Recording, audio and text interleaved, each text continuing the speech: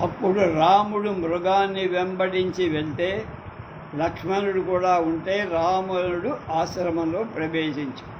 జగ్రాహ తరసా సీతాం గ్రహకే రోహిణీ వివాత్రాతు కామం తతో యుద్ధే హత్వా గృధ్రం జటాయుష ప్రగృహ్య సహసా సీత జగామాసుత రాక్షస. అంగారక గ్రహం ఆకాశంలో రోహిణిని గ్రహించినట్టు రావణుడు సీతను బలాత్కారంగా పట్టుకొని ఆమెను రక్షింపదలచిన జటాయు యుద్ధంలో చంపి సీతను తీసుకుని వెంటనే వెళ్ళిపో. తతస్త్వద్భుత సంకాశా స్థితా పర్వతమూర్ధని సీతాం గృహీత్వా గచ్చంతం వానరః సర్వతోపమ దదృశుర్విస్మితాకార రావణం రాక్షసాధిపం. తర్వాత ఆశ్చర్యకరమైన పర్వత శిఖరంలో పర్వతాల వంటి వానరుడు సీతను తీసుకొని పోతున్న రాక్షస రాజైన రావణుడిని ఆశ్చర్యంతో చూశారు. తతః శీఘ్రతరం గత్వా తద్విమానం మనోజవం ఆరుహ్య సహ వైదేహ్య పుష్పకం స మహాబల ప్రవివేశ తదా లంకాం రావణో రాక్షసేశ్వర. తర్వాత మహాబలశాలి రాక్షస రాజు అయిన రావణుడు లంకను వేగంగా వెళ్ళి మనోవేగం వంటి వేగం గల పుష్పక విమానానితో సీతతో ఎక్కి లంకలో ప్రవేశించారు. తాం సువర్ణ పరిష్కారీ శుభే మహతి వేష్మని ప్రవేశ్య మైథిలీం వాక్యై సాంత్వయామాన రావణః. రావణుడు సీతను బంగారం చేత అలంకరింపబడి సుందరమైన గొప్ప గృహంలో ఉంచి మాటలతో ఓదార్చి బతిమాలుకొని తృణపద్భాషితం తస్య తంచ నైరుత పుంగవం అచింతయంతి వైదేహి అశోకవనికాంగత. సీత రావణుడికి అతని మాటలకు గడ్డి పలకంత విలువ కూడా ఇవ్వల. తర్వాత ఆమె అశోకవనంలో ఉంది. యవత్తత తదా రామో మృగం గత్వా తదా వనే నివర్తమానః కాకుత్సో దృష్ట్వా గృద్ధం స విద్యతే గృద్ధం కథం తదా దృష్ట్వా రామః ప్రియతరం పితుః. అప్పుడు రాముడు మృగాన్ని చంపి వెనక్కి వెళ్ళాడు. అప్పుడు తిరిగి వస్తున్న రాముడు వనంలో జటాయువును చూసి వ్యధ చెందాడు. రాముడు తన తండ్రి కంటే కూడా ఎక్కువ ఇష్టుడైన జటాయువు చంపబడటం చూసి వ్యధ చెందాడు.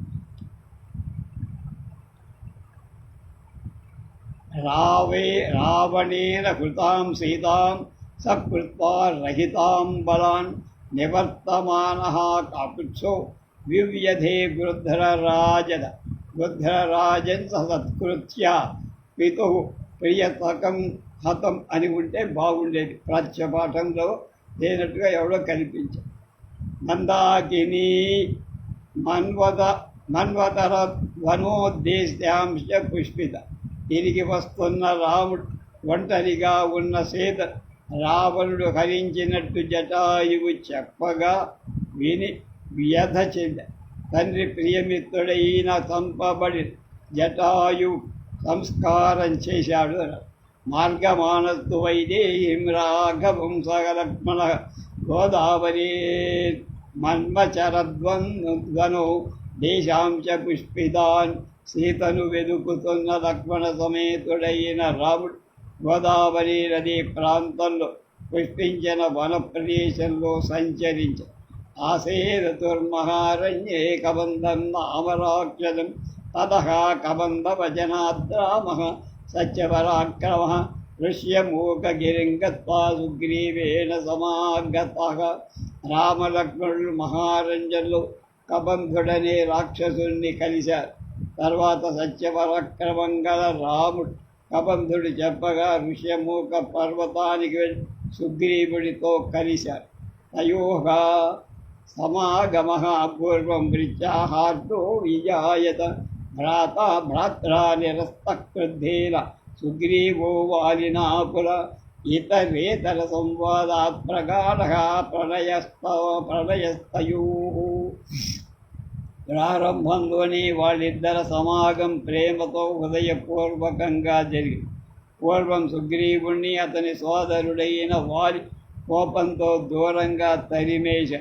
ఆ రామసుగ్రీవులు పరస్పరం సంభాషించటం చేత వారి స్నేహం చాలా గాఢమై రామ స్వపుబాహు వీర్యేన స్వరాజ్యం ప్రత్యపాదయత్. వారినం సమరేకత్వ మహాకాయం మహాబలం. రాముడు గొప్ప శరీరం, బలం గల వాలి యుద్ధంలో తన బాహుపరాక్రమాల చేత తంతు సుగ్రీవుడు స్వరాజ్యం లభింపచేసి సుగ్రీవ సావితో రాజ్యే సహిత సర్వమానరై రామాయ ప్రతిజానీతే రాజపుత్రాస్తు పుత్ర్యాస్తు మార్గణం. రాజ్యాన్ని స్థాపించబడిన సకల వానర సహితుడైన సుగ్రీవుడు సీతను వెతికిస్తాననికి రాముడికి ప్రతిజ్ఞ చేశాడు. అధిష్టా వానరేంద్రేణ సుగ్రీవేణ మహాత్మన దశకోట్య ప్లవంగానం సర్వా ప్రస్థాపితాదివ. మహాత్ముడైన వానరరాజు సుగ్రీవ్ ఆజ్ఞాపించి 10 కోట్ల వానరుడు అన్ని దిక్కులకు పంపి ఏషానో విప్రనస్థానం వింధ్యే పర్వత సత్తమే దశం శోకాభితప్తానం మహాన్ కాలోచ్యవర్తత. మేము వింధ్య పర్వతం దాటి తప్పి చాలా దుఃఖంతో బాధపడుతుంటే చాలా కాలం గడిచిపోయి భ్రాతాతు గృధ్రరాధస్య సంపాదిర్నామ వీర్యమాన్ సమాఖ్యాతిర్మహావతి సీతాం రావణ మందిరే. జటాయు సోదరుడైన పరాక్రమవంతుడైన సంపాది సీత రాముడి ఇంట్లో ఉన్నదని చెప్పి సోహం దుఃఖపరీతానాం దుఃఖం తజ్ఞాతీయనాం అదన్ ఆత్మబీజం సమాస్థాయ యోజనాం శతం కృత. నేను దుఃఖంతో నిండిన నా మిత్రుల దుఃఖాన్ని తొలగిస్తూ నా బలాన్ని ఊతగా తీసుకొని 100 యోజనాలు దాటాను. సప్తత్రాహమేకావద్రాక్ష అశోకమణికాం గతాన్ కౌసేయవస్త్రాం మలినాం నిరానందాం దృఢవ్రతాం. అక్కడ నేను అశోకవనంలో ఒక స్త్రీని చూశాను. ఆమె పట్టు చీర కట్టుకొని మాలిన్యంతో నిండి దృఢమైన వ్రతం పాలిస్తున్న ఆమె ఆనంద శూన్యురాలై కనబడి దయా సమీచ విధివద్దృష్టా సర్వమనిందితాం అవిజ్ఞానం మయా దత్తం రామనామాంగుళీయకం. నేను ఆమె దగ్గరికి వెళ్ళి దోషరహితురాలైన ఆమె అన్ని విషయాలు యథా న్యాయంగా అడిగి తెలుసుకొని ఆమె రామనామం గుర్తు ఉంగరం ఆనవాలుగా ఇచ్చా. అభిజ్ఞానం మణిన్లబ్ధ చరితార్థోహమాగత మయా చ పునరాగమ్య రామస్యాక్లిష్టకర్మణ అభిజ్ఞానం మయా దత్తం అత్యుష్మాన్ సమహామణి. కనుక నేను సీత నుండి ఆనవాలుగా మణి గ్రహించి చరితార్థుడనై వచ్చా. తిరిగి వచ్చిన నేను కాంతిగల మణి శ్రమ లేకుండానే పనులు సాధించే రాముడికి ఆనవాలుగా ఇచ్చి శ్రుత్వాదాం మైథిలీం రామ శశంసే న జీవితం చ జీవితం జీవితాంతమనుప్రాప్త పీత్వామృతమివాతురః. సీత వార్త విని రాముడు మరణిస్తున్న అమృతాన్ని తాగినట్లు జీవితం మీద ఆశ కలవాడయ్యా. ఉద్యోగం బధ్రేలంకాపదీమన జిఘ్రాంసురివ లోకాంతే సర్వాన్ లోకాన్ విభావసు.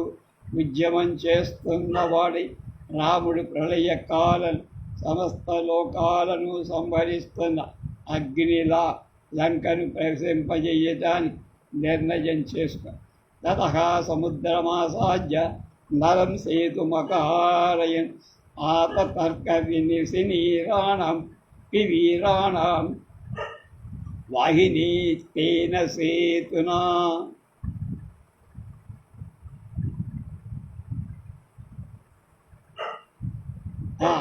ఆతర్క కపివీరాణం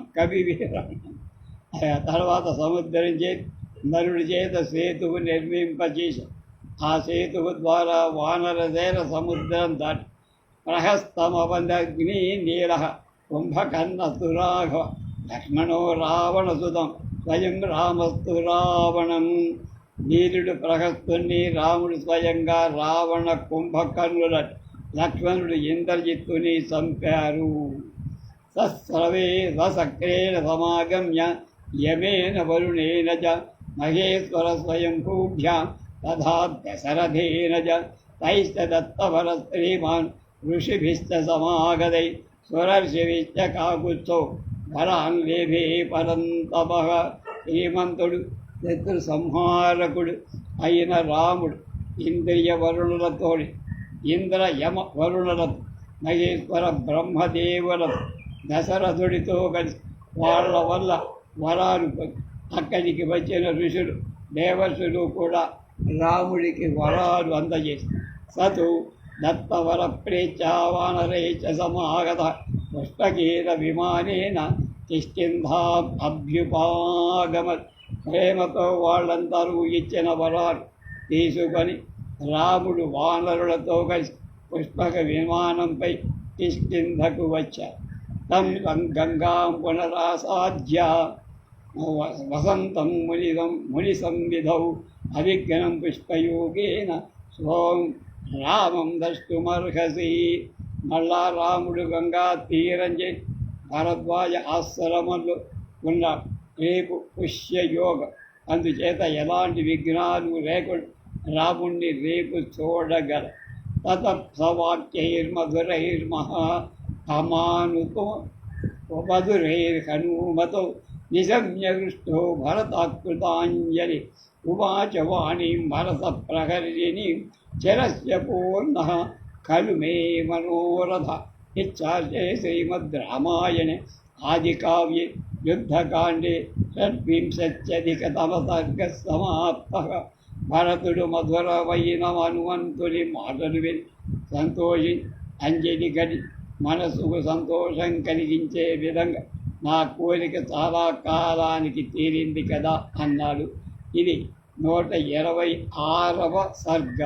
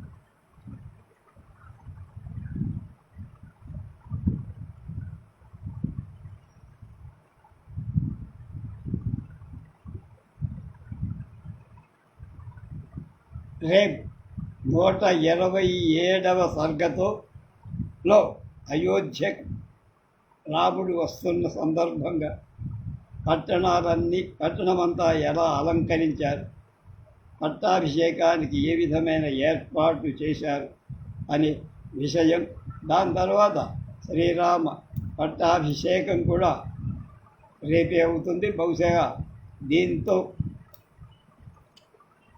మనకి